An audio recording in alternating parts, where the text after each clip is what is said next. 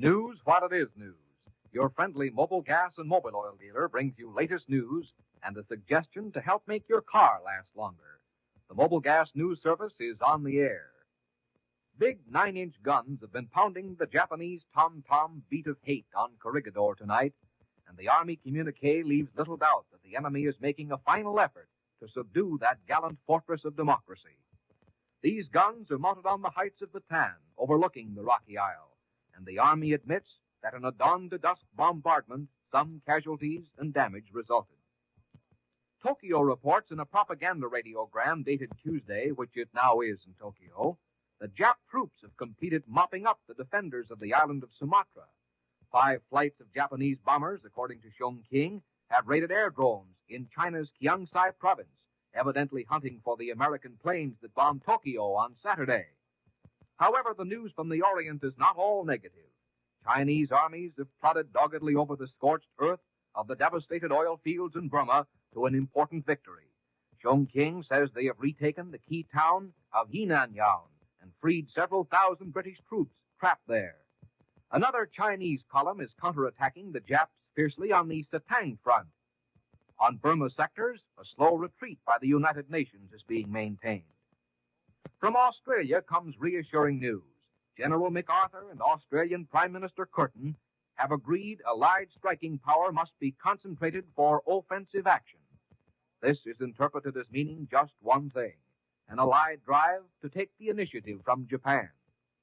Tokyo, by the way, seems jittery and confused over the first direct blow struck by Allied air power at her homeland. From a mass of Nipponese rumors, little that is clear can be gained.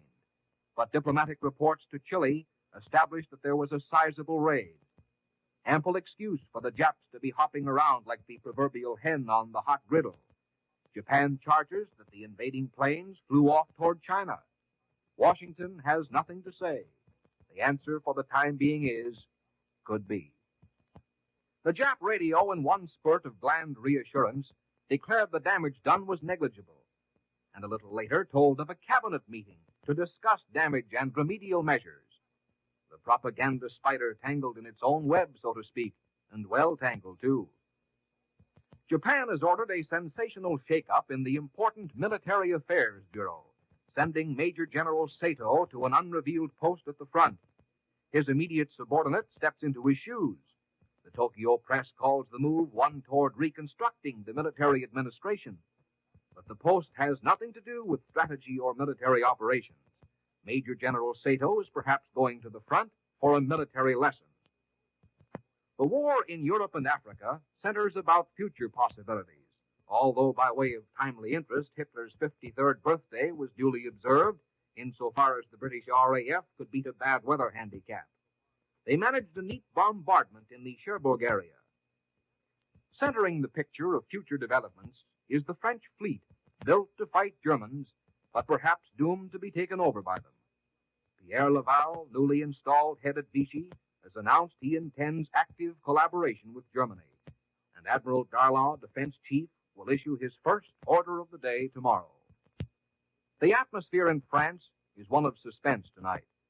30 French hostages were executed at Rouen in reprisal for the recent bombing of a German troop train.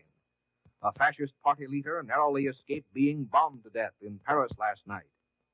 How French Navy men would regard serving under German command is still problematical.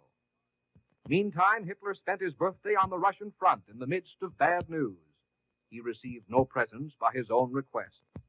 Marshal Timoshenko, Red Leader, is getting together a big army of recruits, freshly equipped with American planes to halt the belated Nazi drive. Russian figures on recent battles offer Hitler the following to ponder. 6 German vessels sunk in northern waters recently, 1,500 Germans killed on the Central Front in 2 days, 31 German planes shot down Sunday, with only 13 Soviet planes lost. 1,500 German planes, all told, destroyed during March and the first 2 weeks of April. 2 qualities in sports make champions: applied power and teamwork.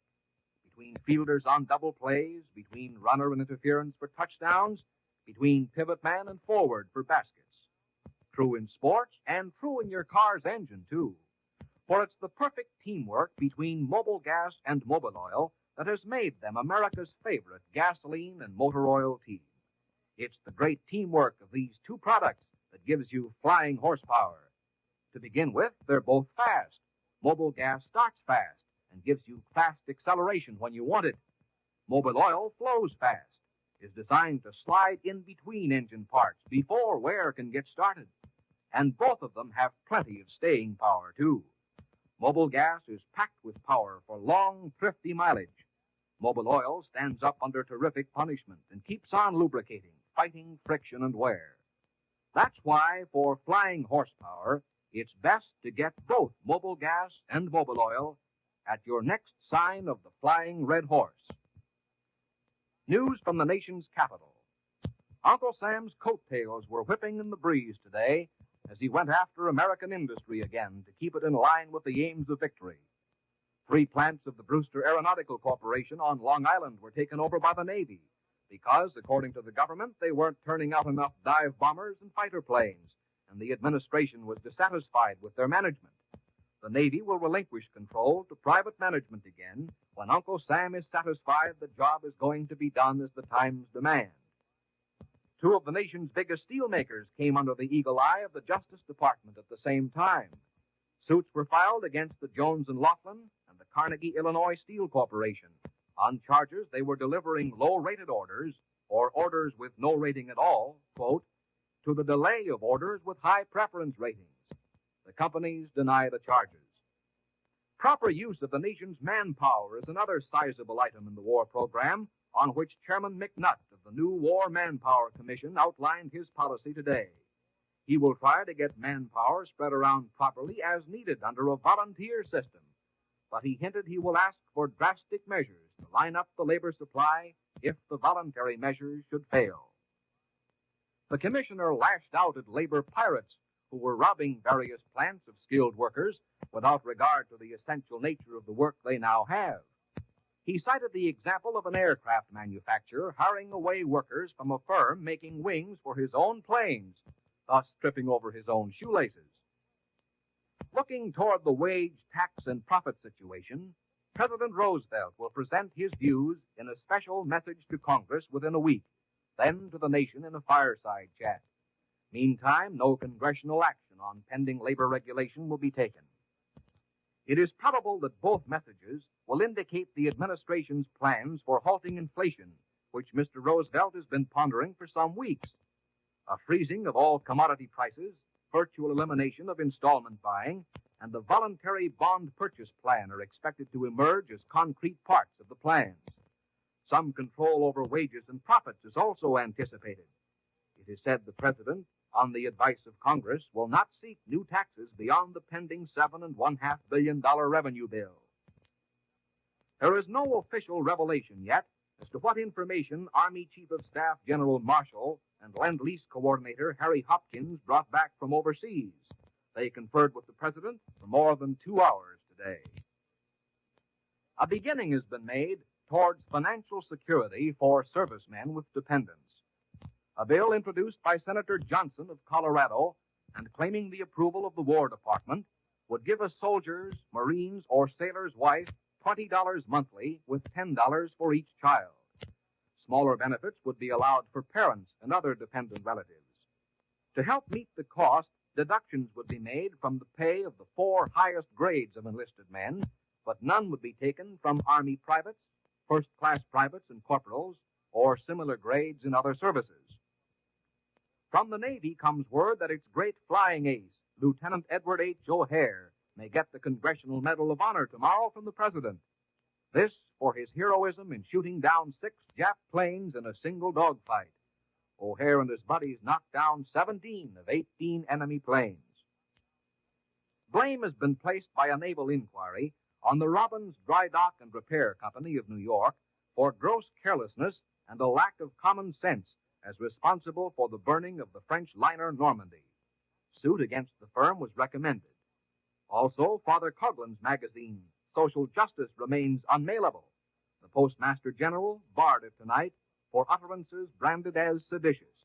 Coughlin's parents, to whom he transferred nominal ownership in 1940, have been subpoenaed to appear before a special grand jury investigating Axis propaganda. And now, news of the nation at large, mostly from Chicago. The Republican National Committee, in session at the Hotel LaSalle in Chicago, has placed the Grand Ole Party on record as favoring world cooperation after the war. Supporters of Wendell L. Willkie, 1940 presidential candidate and titular party leader, consider the Policy Committee's decision as a victory for Willkie's anti-isolationist beliefs. He telephoned a statement from New York to the meeting in which he declared that by adopting the stand for world cooperation, the committee had adopted principles necessary to survival of the Republican Party and of the nation itself. Senators Taft of Ohio and Brooks of Illinois, both pre-war isolationists, had attempted to get a resolution through endorsing the war effort, but non-committal as to post-war policy. GOP publicity chief Clarence Buddington Kelland, nationally known author, called the final resolution a compromise, but Willkie's followers claim he has strengthened his leadership and gained more than he asked for in the change of policy. The resolution also pledges preservation of the two-party form of government and threatens to oppose administration attempts to inaugurate what it calls unsound economic reforms at home. The Republicans demand that when the upper hand has been gained over our military enemies, the nation shall flatly refuse any peace proposal short of complete victory. Appeasement or compromise are completely ruled out in the Policy Committee statement. Lack of organization has been a weakness of the Democratic war regime, according to the Republican Committee, which recommended that the burden of the war be distributed equally to all classes and that excess profits from the war be eliminated. The committee will adjourn tomorrow. Again, Chicago. Ground has been broken here for another huge war production plant, one of the biggest ever to be built in this area. It will be operated by the Aluminum Company of America for the Defense Plant Corporation and will employ between 6,000 and 7,000 workers when construction begins. Mount Carroll, Illinois. First-degree murder charges are to be brought against 12-year-old Billy Geisman, who has admitted that he killed Mr. and Mrs. Clarence Krugjohann because they reproved him and spanked him 7 months ago. Next time you're walking down the street and you see a soldier in uniform, try to imagine what you'd answer if he should stop you and say, "I've given up my job, my family, my luxuries for the rest of the war. Are you doing everything you can to help me? Are you giving up luxuries to buy United States war bonds and stamps that'll give me what I need to fight?" Remember, that soldier knows that even fighting is not enough. He's buying war bonds, too. Old Dobbin, back in the horse and buggy days, never got more loving care than most of us are giving our cars these days. There's a lot of satisfaction in stopping at the sign of the Flying Red Horse and getting your car groomed for the long pull ahead. Dirty or faulty spark plugs, for instance, can waste more than 1 out of every 10 gallons of gasoline. Spark plugs should be cleaned and recapped at least once every 5,000 miles.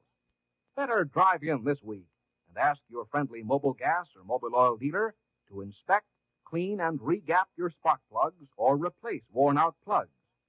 Properly adjusted spark plugs will make your car operate more smoothly, restore lagging power, and they'll actually help you save gasoline. Well, saving gasoline means saving money. So drive in today or tomorrow at the sign of the Flying Red Horse. Tune in again at 8 o'clock tomorrow morning when your Mobil Gas and Mobil Oil dealers will bring you the latest news. Remember, as you drive your car or heat your home, oil is ammunition. Use it wisely. And for America's favorite team, Mobil Gas and Mobil Oil for your car, Mobil Heat for your home, stop at your Mobil Gas and Mobil Oil dealer's sign of the Flying Red Horse, your sign of friendly service. The next news broadcast over this station will be presented in just 15 minutes. This is the WBBM Air Theater, Wrigley Building, Chicago.